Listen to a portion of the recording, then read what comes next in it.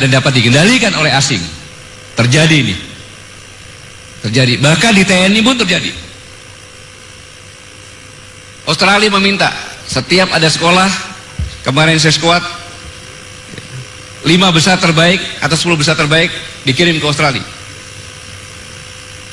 Pada saat saya belum jadi pimpinan, saya biarkan. Begitu saya jadi panglima TNI, tidak ada. Pasti akan direkrut. Pasti akan direkrut. Perwira saya disuruh petugas di sana untuk mengajari bahasa Indonesia, dia protes. Diajarin bahwa Papua itu bangsa yang nantinya merdeka karena bukan Indonesia. Seperti itu. Jadi udah jelas. Mereka akan merekrut. Menciptakan benturan lembaga penegak hukum, KPK dan Polri. 7 Maret 2014 dan terjadi pada 2015.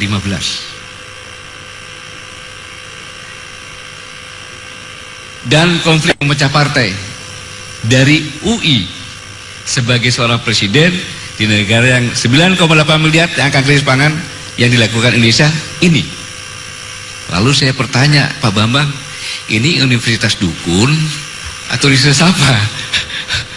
Begitu saya lihat, kok kejadian persis ya? Saya buka filenya lagi. Atau jangan-jangan dari sini yang mendesain.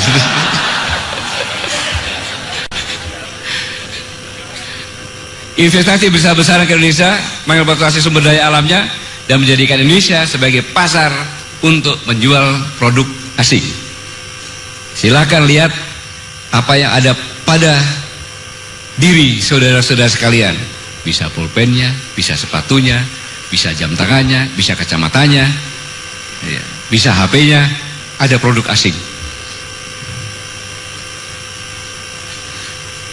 Menghancurkan generasi muda melalui berbagai budaya negatif, konsumtif, narkoba dan lain-lain. Inilah bentuk persaingan yang saya katakan. Menjuap pembuat undang-undang. Saya tanya, gimana caranya? Alah, Bapak Pangkostrat, orang nggak tahu aja. Mana ada undang-undang yang nggak pakai duit? Mahasiswa yang bicara seperti itu. Waktu itu saya masih Pangkostrat. Iya kan Pak? Saya diejek, alah Pangkostrat pura-pura nggak tahu. Mana ada undang-undang di Indonesia yang nggak pakai duit katanya. Mahasiswa yang bilang bukan saya loh, dia bilang gitu. Nah kalau undang-undang bisa dibeli, yang membeli dong yang berpihak pada undang-undangnya kan? Itulah sebenarnya yang terjadi karena yang 9,8 berkompetisi untuk merebut yang 2,5 miliar. Mencari pangan, air, energi atau ekonomi. Dan semua di ekuator. Dan yang paling besar negara kita. Ya daripada susah-susah negara yang banyak-banyak kan, mending satu negara aja yang besar. Inilah sebenarnya buktinya. Ini mulai sesak bumi ini. Karena krisis pangan terjadi kejahatan pembunuhan di Venezuela yang menyebabkan kurang lebih 35.000 orang meninggal dalam waktu 2 jam mengungsi ke Kolombia. Dan pada saat perang di Syria 2015 4 juta orang berimigrasi yang bikin pusing Eropa. Dan 4 tahun lagi diprediksi akan terjadi besar-besaran 60 juta orang. Tahun 2020 60 juta orang akan berimigrasi dari sub-Sahara karena energi nggak punya, pangan nggak punya, krisis air. 60 juta, bayangkan seperti apa itu. Pada saat saya Pangkostrat, saya ke Malaysia, saya bercerita, saya jelaskan hal semacam ini kepada Menteri Pertahanannya. Tiba-tiba saya kaget, Menteri Pertahanannya bergetar tangannya. Saya pikir jangan-jangan stroke ini orang. Datuk, kenapa Datuk? Sebentar Panglima. Minum air putih, minum Datuk. Panglima, saya takut. Kenapa takut? Kalau tiba-tiba tahun-tahun tersebut Presiden Cina, Perdana Menteri Cina, dan Ketua Partai Cina sudah frustasi untuk beri makan rakyatnya, terjadi krisis, maka dikumpulkan rakyat yang paling miskin 1 miliar. Terus disampaikan, Laos, Vietnam, Thailand, rakyat saya akan lewat, tolong kasih makan. Dan sampaikan, hei rakyatku, Semenanjung Malaya itu adalah tanah punyanya Cina, punya kita. Datang ke sana, setiap orang boleh mengambil 1 hektar untuk bercocok tanam. Silakan ke sana. Kalau itu terjadi, angkatan perang saya tidak berani, tidak bisa, dia harus bunuh 1 miliar orang. Ya kalau ke tempat saya sih masih pakai lautan Pak, susah. Ini Menteri Pertahanannya benar-benar takut seperti itu. Dan ternyata sekarang sudah terjadi invasi Laut Cina Selatan. Lewat lautnya duluan. Dari semuanya ini, kompetisi global inilah, maka saya mencoba bagaimana kondisi Indonesia ditinjau dari perspektif ancaman. Kita lihat, mengapa saya katakan ada Marcella, Somlaki, dan Selaru. Pulau Selaru pada saat perebutan Irian Barat, itu ada tempat berkumpulnya angkatan udara, laut, dan darat untuk bersama-sama menyerang untuk masuk Merauke, karena loncatan paling dekat dari situ. Kemudian Marcella, kita pernah punya sejarah pada saat Timor menjadi provinsi termuda kita. Kita mempunyai celah timur yang disebut Greater Sunrise, yang banyak kandungan minyaknya. Indonesia dengan Australia sudah menandatangani perjanjian untuk pengelolaan Greater Sunrise tersebut, celah timur tersebut, yang berimbang, tidak menguntungkan Australia, tidak menguntungkan Indonesia, sama-sama win-win. Rupanya Australia dengan perjanjian seperti itu tidak menguntungkan bagi Australia mungkin. Maka terjadilah perang proksi dan lain sebagainya. Akhirnya Timur sekarang menjadi Timor Leste. Begitu merdeka, yang pertama kali yang diminta tanda tangan adalah perjanjian celah timur atau Greater Sunrise, dan sangat merugikan Timor Leste. Saya ke 41 universitas, ada pemuda-pemuda Timor Leste yang ikut kuliah, dan beberapa waktu yang lalu mahasiswa demo besar-besaran meminta kepada pemerintah Timor Leste untuk memperbarui lagi perjanjian yang dilihat Timor Leste tidak dapat apa-apa dari celah timur. Dan sekarang sana lagi bingung bagaimana melobi untuk merevisi aturan itu. Dan Marcella pun dekat dengan Australia, jaraknya hanya 90 km, jaraknya hanya dari Pulau Selaru 43 km. Mengapa saya katakan Darwin? Di Darwin ada 1.500 marinir Amerika di situ, dan akan ditingkatkan sampai 2.500. Ngapain ke situ? Amerika punya pangkalan di Filipina, di utara. Kenapa ke selatan? Kemarin saya ke luar negeri itu paling-paling cuma semalam. Saya ke Australia, ada meeting di sana. Jam 2:30 saya sampai. Saya coba meeting sampai jam 5, 6-nya saya dinner, besoknya saya pulang. Saya pulang lewat ke Sydney. Nggak tahu staf saya. Kita mampir sana 1,5 jam, turun dari pesawat, pura-pura lihat opera house, pura-pura lihat sana. Saya naik, ada penyewaan booth ke arah pelabuhan. Foto itu ada kapal LPD, kapal untuk pendaratan. Australia membuat 3 kapal LPD, kapal pendaratan yang besar-besar. Saya cek lagi, Australia tidak punya marinir di angkatan laut, tapi disebutkan di angkatan darat. Negara kontinental untuk apa dia punya marinir? Di Darwin ada 2 2.500 pasukan Amerika yang sangat dekat.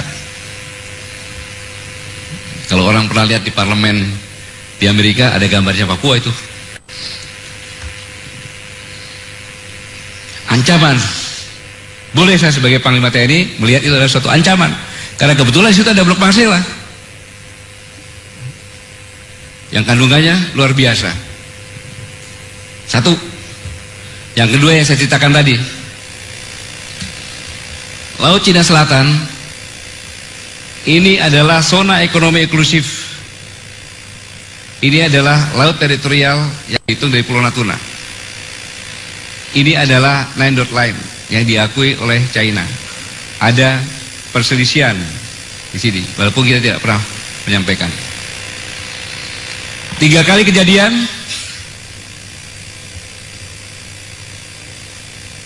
pencurian ikan ditangkap oleh Armada Barat Angkatan Laut di 3 tempat ini. Tetapi yang paling penting kita waspadai ini, dikawal oleh Coast Guard, dikawal oleh penjaga pantai. Jadi Tiongkok sudah mengakui itu adalah pantainya dia, maka nelayan dikawal oleh Coast Guard. Dan pada saat Filipina komplain tentang Laut Cina Selatan kepada Pengadilan Internasional Arbitrage dan diputuskan 12 Juli 2016 pengadilan tetap arbitrase menolak klaim atas Laut Cina Selatan. Tetapi 1 hari kemudian pada tanggal 13 Juli Presiden China Jinping mengatakan bahwa kedaulatan wilayah hak maritim Tiongkok di Laut Cina Selatan tidak akan dipengaruhi keputusan dengan cara apapun. Tidak mengakui itu. Dan selanjutnya Wakil Menteri Luar Negeri Lee Chimin mengatakan bahwa menetapkan zona pertahanan udara di Laut Cina Selatan. Barang siapa yang lewat harus lapor, kalau enggak ditembak. Yang perlu diwaspadai bahwa Tiongkok telah meratifikasi Undang-Undang Internasional UNCLOS 82. Maka di situ sudah dibuat 6 pulau oleh Tiongkok. Yang tadi saya Onggok Karang yang tidak diakui sebagai pulau. Kalau itu sudah jadi pulau dan meminta itu diakui sebagai pulau, maka pulau itu punya laut teritorial dan punya zona ekonomi eksklusif berdasarkan UNCLOS 82. Maka masuklah Kalimantan Barat, masuklah Natuna.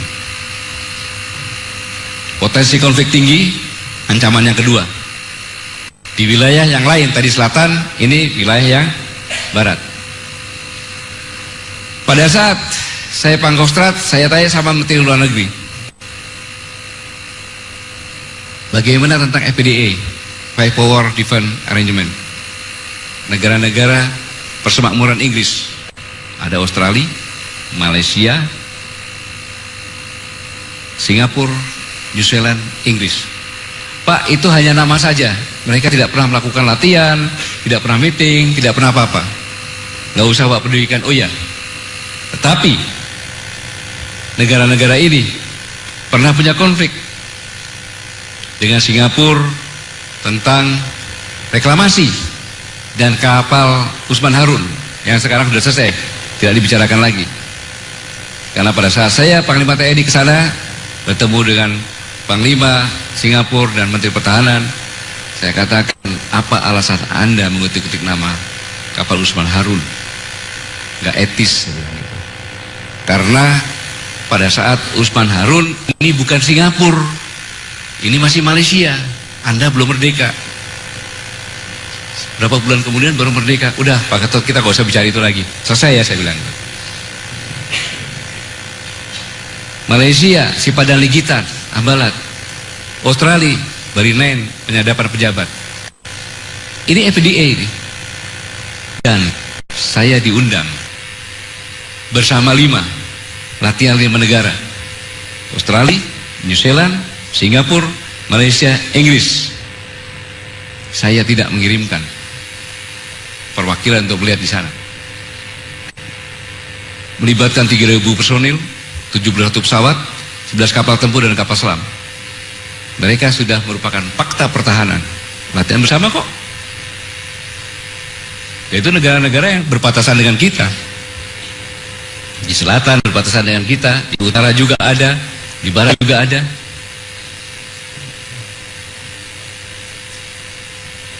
Akhirnya duta besar Inggris datang ke saya, Pak, ini nggak ada ini, enggak, terima kasih. Saya lihat ada dari TNI datang, Majen Hartin. Maaf duta besar, itu bukan dari TNI, itu dari Departemen Pertahanan. Saya tidak mengirimkan perwakilan karena saya tidak setuju dengan seperti itu. Anda membuat latihan tidak koordinasi dengan negara tetangga. Saya sampaikan seperti itu. 3, di luar kompetisi, ancaman teroris. Selama tahun 2016 saya berteriak-teriak, Indonesia adalah tempat yang paling aman untuk teroris karena Indonesia menerapkan undang-undang pidana teroris, sehingga kejadian dulu baru bisa. Dan saya tanya sama Pak Tito, saya tanya, di antara korp-korp di kepolisian paling banyak, siapa yang paling banyak bercerai? Densus 88. Karena tugasnya adalah menguntit teroris terus, menguntit terus. Ditelepon sama istrinya, anakmu sakit, uruslah dulu, saya nggak bisa tinggalkan. Karena begitu tinggalkan, dia buat teror, korbannya lebih banyak. Dia ikutin terus, siang malam dia ikutin terus. Karena undang-undangnya. Yang kemarin dari di Kalimantan pernah dihukum ya? Iya, 3,5 tahun. Ya coba 3,5 tahun. Belajar dia. Iya. Seharusnya kejahatan terhadap negara. Dan ternyata Filipina mendengar itu. Dan ISIS bukan latar belakang orang yang frustasi, orang yang patah hati, bukan. Saya pernah ke sana. Syria berbatasan dengan Turki, Syria berbatasan dengan Lebanon, dan pernah konflik dengan negara itu. Tetapi dengan Lebanon cepat selesai karena mereka juga berpikir ada Hizbullah di sana. Dan berbatasan dengan Israel. Dengan Israel tidak pernah konflik. Syria karena punya energi. Dan Indonesia, teroris di Indonesia, dana yang paling besar dari wilayah Australia, paling besar, baru Malaysia, Brunei dan Filipina. Dan Baurai mengatakan apabila di Syria sudah tidak aman, maka semua kembali ke wilayahnya masing-masing, melakukan khilafah di sana dengan apa adanya. Yang penting bisa bunuh. Begitu menyampaikan semacam itu, tidak lama kemudian di Prancis ditabrak dengan mobil, pendeta dibunuh dengan pisau. Dan ini saya katakan Islamic State nanti akan pindah di Asia Tenggara, disiapkan adalah Filipina Selatan dulu. Dan saya bersyukur sepanjang saya berbicara di Indonesia, rupanya Filipina mendengarkan. Dan Presiden Duterte 4 November kemarin menyampaikan, mengingatkan bahwa Islamic State keluar dari wilayah Syria dan Irak menuju negaranya, setibanya di Filipina, dia akan mengorbankan kewajiban hak asasi manusia, mau dia sikat semuanya. Bagaimana Indonesia? Halo Indonesia, janganlah datang ke Australia, janganlah ke Filipina, karena mau kena HAM, mau dibunuh, datang aja ke Indonesia. Setengah mati polisi berbuat seperti itu karena undang-undangnya tidak berpihak kepada kepolisian, karena masih pidana. Ya kita berdoa semoga yang sedang diproses di DPR segera diputuskan dan definisinya adalah kejahatan terhadap negara. Pernah datang ke tempat saya,